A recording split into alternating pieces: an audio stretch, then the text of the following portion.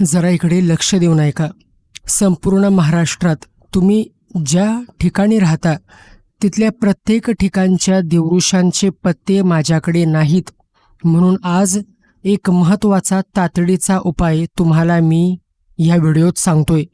येणाऱ्या सोमवारपासून तुम्ही हा उपाय करायला घेतलात तर हा उपाय तुम्हाला केल्यानंतर काय बदल जाणवतोय तो तुम्ही मला कमेंटमधून कळवा. संपूर्ण विकासासाठी, सगळ्या प्रकारच्या अडचणीतून मार्ग मिळण्यासाठी आजचा हा उपाय तुमच्यासाठी मी घेऊन आलेलो आहे. उपाय सांगतो, पण तत्पूर्वी असेच महत्त्वाचे व्हिडिओ जर तुम्हाला पाहिजे असतील तर आपल्या चॅनलला सबस्क्राईब करा. आणि हा आता उपाय तुमच्यासाठी मी घेऊन आलेलो आहे. सोमवारी सकाळी म्हणजे पहाटे आंघोळ केल्यानंतर यंत्र तुम्हाला जे स्क्रीनवर दिसत आहे, हे यंत्र तुम्ही तांब्याच्या पानावर किंवा एखाद्या पांढऱ्या कागदावर काढलं तरी चालेल. मग ह्या यंत्राला तुम्ही काढायचं आहे.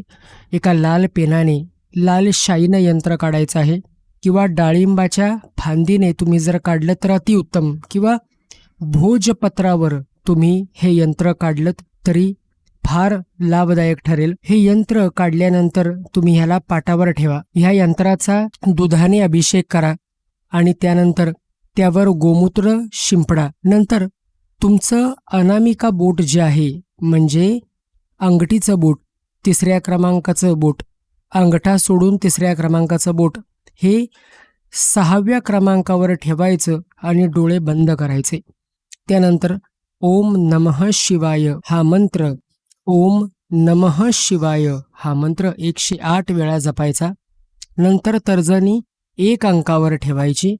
ओम नमो भगवते वासुदेवाय 108 वेळा म्हणायचं. त्यानंतर अनामिका 6व्या क्रमांकावर ठेवून ओम नमो नवनाथाय हा मंत्र पुन्हा एकदा 108 वेळा जपायचा. त्याच्यानंतर चंदनाचा लेप लावायचा. फुलं, तुळशीची पानं, वेलीची पानं वापरून या यंत्राची पूजा करायची. शुद्ध तुपाच्या दिव्याने आरती करायची आणि अगरबत्ती लावायची. नंतर ह्या यंत्राला दुधापासून बनवलेली कोणतीही मिठाई किंवा गोड पदार्थ अर्पण करायचा. त्यानंतर राहिलेला जो नैवेद्य असतो तो गरीब लोकांना, मंदिराच्या बाहेर जी लोक बसतात त्यांना दिलं तरी चालेल. गाई जर मिळाली तर गाईला दिलं तरी चालेल. हे पूजा केलेलं यंत्र पूजेच्या ठिकाणी ठेवायचं, देव्हाऱ्याजवळ ठेवायचं. आणि दर गुरुवारी जर शक्य असेल तर उपवास करा. भाग्यात बदल व्हायला सुरुवात होईल. हा उपाय करण्याच्या अगोदर परिस्थिती काय होती आणि हा उपाय केल्यानंतर परिस्थिती काय आहे हे तुम्ही मला आनंदानं कळवायचं. यासारखे असंख्य उपाय मी गेली 6 वर्ष माझ्या व्हिडिओच्या माध्यमातून तुम्हाला देत असतो. पण दुर्भाग्य एवढंच आहे की तुम्हाला फक्त देवऋषींचे पत्ते पाहिजे आहेत. आता ज्या देवऋषांचे पत्ते माझ्याकडे आहेत ते देवऋषी, त्यांचे पत्ते किंवा त्या ठिकाणी कसं जायचं हे तुम्हाला सांगतो. पण ते सांगितल्यानंतर देखील त्यातला पत्ता कुणालाच काही समजत नाही. असो, पण हा जर उपाय तुम्ही केलात तर तुमच्या परिस्थितीत बदल काय जाणवतोय हे तुम्ही मला कमेंटमधून कळवायचं आहे. आता तुम्हाला प्रश्न पडला असेल की हा उपाय करताना दुधाने अभिषेक केल्यानंतर ते यंत्र भिजून जाईल किंवा गोमूत्र शिंपडल्यानंतर ते यंत्र डाग पडेल, ते सगळं लिहिलेलं विस्कटून जाईल, पुसून जाईल.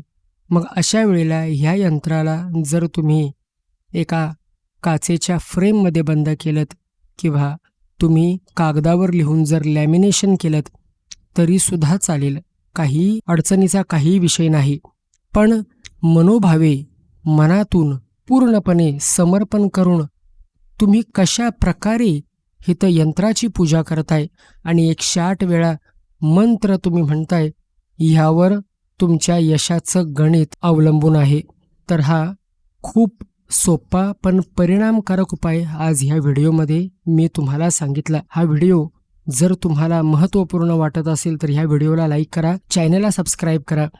असेच महत्त्वाचे व्हिडिओ जर तुम्हाला हवे असतील, पुढील व्हिडिओमध्ये अशीच महत्त्वाची माहिती घेऊन मी तुमच्या समोर प्रगट होईन. आता आज्ञा द्या. इथे श्री गुरु दत्तात्रेय प्रणमस्तु. श्री गुरुदेव दत्त. श्री गुरुदेव दत्त.